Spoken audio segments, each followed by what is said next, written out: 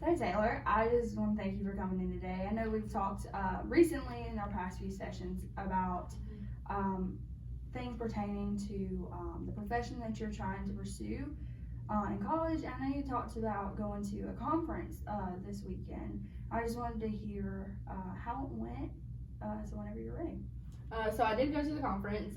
It went pretty smooth, other than the fact of it was for youth ministers, and we were talking with some of our peers. There was a time to talk with some of your peers, and so I ended up talking to some youth ministers that were there. They were men, and they asked me what I see myself doing in the future, and I told them that it was youth ministry and I wanted to become ordained. And they did not like that answer and did not agree with it, or nor did they say that I could become ordained. They said that that was not possible in the Southern Baptist area of specialty.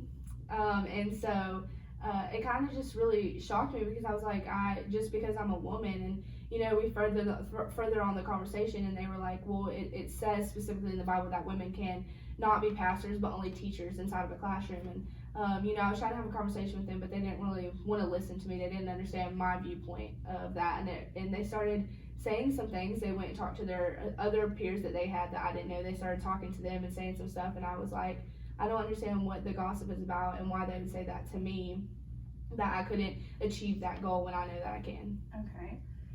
So from this, like, what are you expecting to get out of this therapy when it comes to these oppressive comments that were made about you? Well, I expect to learn how to overcome them in situations, because I do get pretty upset, and I sometimes allow these comments, the emotions that I have over these comments, I sometimes allow them to control me, and I want to learn who I am aside from these comments, and who these people are, and what they're saying about me. I want to learn how to overcome that, and how to live my everyday life, because I'm going to encounter this for the rest of my life. Okay, so what are some of the ways that you the feelings that you feel when these comments are made? Like, how do you act after that? I know you said you feel discouraged, but what are some specific ideas? I get pretty angry. Sometimes I start lashing out with them with theological background and what the Bible does say, and I start lashing out and I yell at them and I tell them that they're wrong. Or sometimes I'll just get pretty upset, and it'll demean me to the point where I just don't think I'm capable of doing this job, and I don't understand why I'm pursuing a career or education in this, and I just want to quit. What would be one of the most powerful things that you could do for yourself right now after going to this conference and hearing all these different comments about what you're wanting to do for your life? After hearing these comments, I realized that it's a lot bigger than what I thought it was, that there was a lot of opinions in that aspect than what I thought there was in the Southern Baptist community.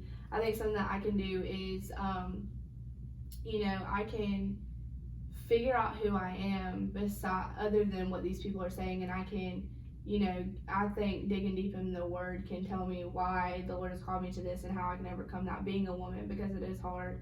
And I just think something powerful that I can do is just knowing my self-worth and who I am outside of what other people have to say. Okay. How do you think you'll do that? I know that I have some pretty great friends who will tell me that I'm great, but at the end of the day, no matter what they say, I still have those people that are saying that stuff to me in the back of my mind. So I think honestly the only thing that can have me overcome this is do see other women youth ministers who are pursuing this and successful and are doing great. Mm-hmm. I can look at that aspect of it and say, well, they're doing it, so why can't I? I mean, you have Christine Kane, she's a pastor. She's not a youth minister, but she's a pastor. You have all these different people, Shelley Giglio, who are pursuing this, and if they can, I can too. Okay. So with you feeling very discouraged and very angry from these comments that were made,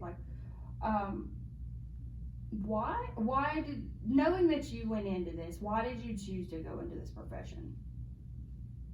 I think the bottom line is why I chose is the Lord told me that I need to go into it. But other than that, besides that, I think that in any ministry you have a calling for helping people, and being there. And I think that's what I get out of this. I get to help people. I get to help children.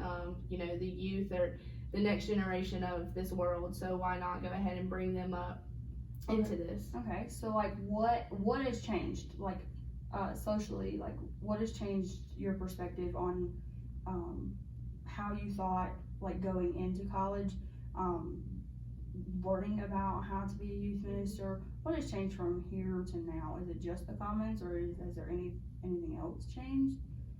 I think that noticing how many people there are that have the comments that say that it's not just some pastors. I've had professors say it, my own pastor. I've had parents say it. It's mainly the comments, but I think to see how broad that opinion is within the South is pretty much what changed it. And have there been any kind of comments about, like, how they think that you are supposed to change yourself? They think that I should, I've had a few people tell me that I should go into different denominations, such as non-denominational, Church of Christ, different things like that, or I should travel in different places that's not in the Bible Belt, which is the South. I should travel that's not in that area so that I can become successful, but you have so many people in Atlanta who are successful doing that. So what would be some, like, aspects that you would keep from the beginning? So, like, you said that you had a calling on your life in the beginning, before you started ministry and before you went into ministry. Like, what are some of those, do you have, like, aspects like that you're going to keep? And I know you're about to graduate from undergrad. Are you going to keep those aspects even though that you are getting these comments made towards you? Like, what would be examples of those? I think one is something that's very sacred is how naive I was, knowing, like, going in that there weren't people who were going to discourage me. I think taking that, after knowing that there are people who are going to discourage me because of my gender, I think taking, before I came into college, wanting to do this, knowing that, or being naive to that, I think taking that out is going to be good. I'll be aware of it, but it's not going to be something that is going to hinder me in the future when I go to pursue this as a career. Okay. I also think that a big part of it is just my self-worth. I'm not going to, I had great self-worth coming into college, and then, I had all these people tell me that I'm never going to make it, blah, blah, blah. And I think if I take that, how I was before I came into college, and take it out of college with me, then I'm going to be successful. So what I'm hearing is you have learned a lot.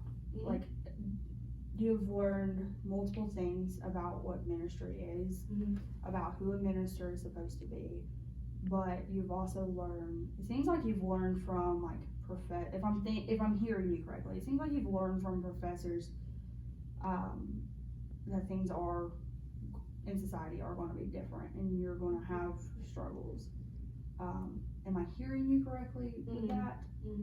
So I'm hearing you just have learned not only the academic part of it, but you've learned, like, social skills from that.